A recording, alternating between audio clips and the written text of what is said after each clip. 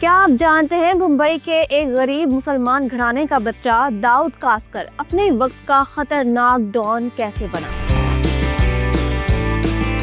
Dawood Ibrahim India का वो most wanted gangster जिसका वालिद पुलिस कांस्टेबल, दादा एक हजाम और इकलौता बेटा आलिम दीन और इमाम मस्जिद है।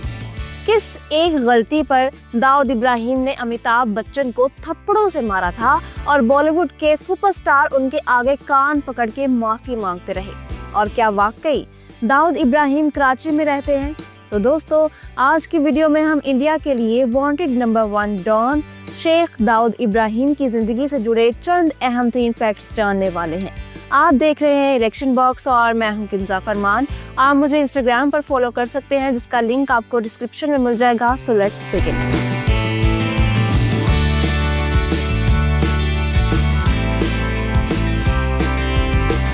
मुंबई से 40 किलोमीटर की मसाफत पर डोंगरी नाम का एक साहली शहर है।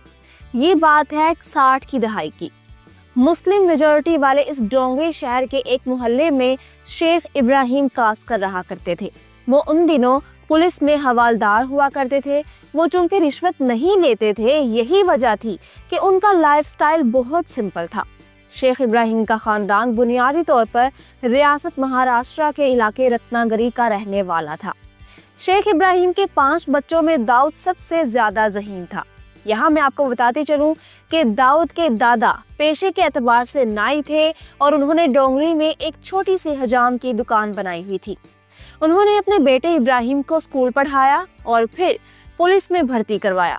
शेख इब्राहिम भी अपने बच्चों को ज़ेवरे तालीम से आरास्ता करना चाहता था, लेकिन शायद तकदीर में कुछ और लिखा था। हुआ कुछ यूं कि साल 1966 में शेख इब्राहिम को मुअत्तल कर दिया गया। जब आमदन का इकलौता जरिया ही छिन गया तो ऐसे में वो मजदूरी करने लगे। एक छोटा सा मकान था, घर में फाके मामूल थे और गरीबी का ये आलम था कि पूरा दिन चूल्हा ना जलता।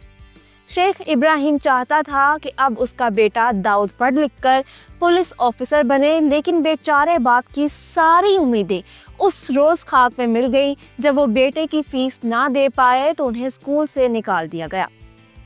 आने वाले वक्त में दाऊद इब्राहिम की संगत मोहल्ले के आवारा लड़कों से हुई और यहाँ से उन्होंने जराइम की दुनिया में कदम रखा।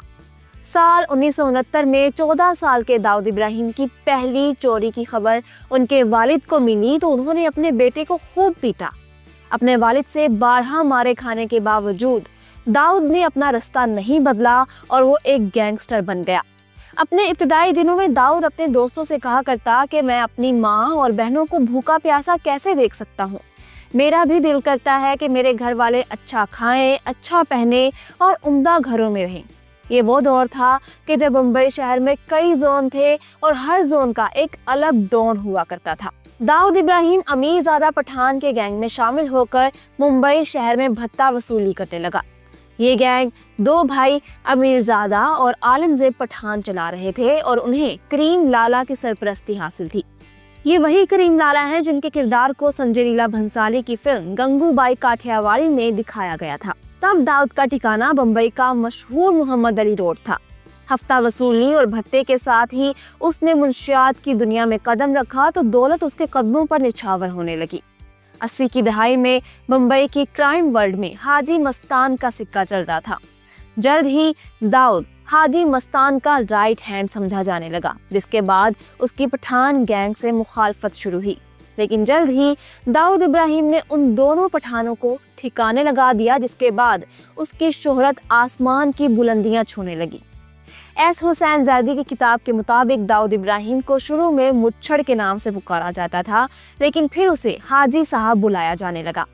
आने वाले वक्त में दाऊद ने हाजी मस्तान से भी अपने रास्ते अलग कर लिए। इसी दौरान दाऊद ने दुबई की मार्केट में सोने की स्मगलिंग शुरू की। फिर 90 की दहाई आते आते वो अंडरवर्ल्ड का सबसे बड़ा डॉन बन गया और उसने अरबों डॉलर्स के असासा जात बना लिए। उस दौर में दाऊद इब्राहिम इस कदर ताकतवर हो चुका था कि बॉलीवुड के बड़े बड़े सितारे उसके आगे पीछे घूमा करते। दाऊद इब्राहिम और अमिताभ बच्चन का एक वाकया बहुत मशहूर है। एक मर्तबा किसी फिल्म में अमिताभ बच्चन ने दाऊद का कोई डायलॉग बोला जो दाऊद को नागवार गुजरा। बॉलीवुड सुपरस्टार की तलबी हुई और वो दाऊद इब्राहिम के आगे हाथ बांध कर खड़े हुए। ऐसे में दाऊद अपनी कुर्सी से उठे और उन्होंने अमिताभ बच्चन को एक जोरदार थप्पड़ जड़ दिया। एक मर्तबा ऋषि कपूर को दाऊद ने दावत पर बुलाया। वो डरे सहमे हुए दुबई में उनके ठिकाने पर पहुंचे तो दाऊद उन्हें देखते ही कुर्सी से उठकर खड़े हुए और उन्हें गले लगा लिया।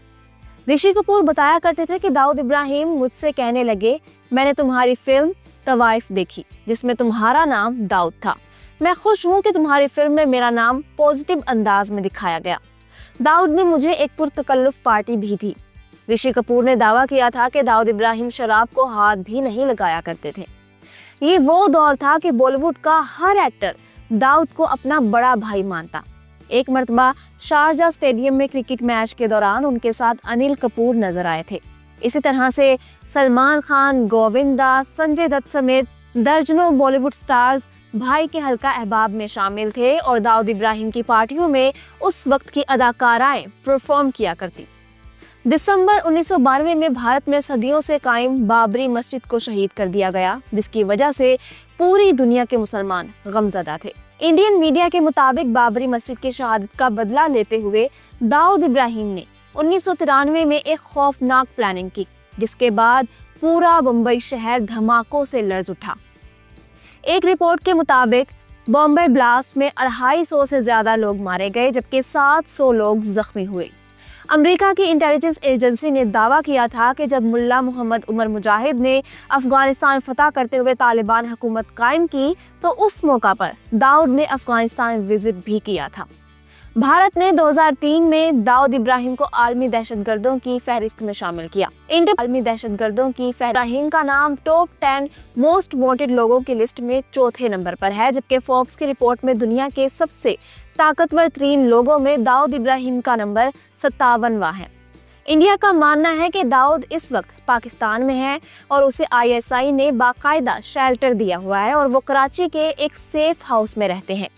हिंदुस्तानी प्रेस में रोज ऐसी स्टोरीज प्रिंट होती रहती हैं कि दाऊद ने पाकिस्तानी स्टॉक मार्केट में अरबों रुपए इन्वेस्ट किए हुए हैं। आपको याद होगा कि पाकिस्तानी टीवी चैनल बोल और उसकी पेरेंट कंपनी एग्जैक्ट के हवाले से भी आलमी जरीदों में छपा था कि इसमें ज्यादातर दाऊद इब्राहिम का पैसा है। 27 दिसंबर 1955 को डोंगरी में पैदा होने वाले दाऊद इब्राहिम की उम्र 70 साल के करीब है। वो कहाँ रहते हैं आज तक किसी को कोई खबर नहीं।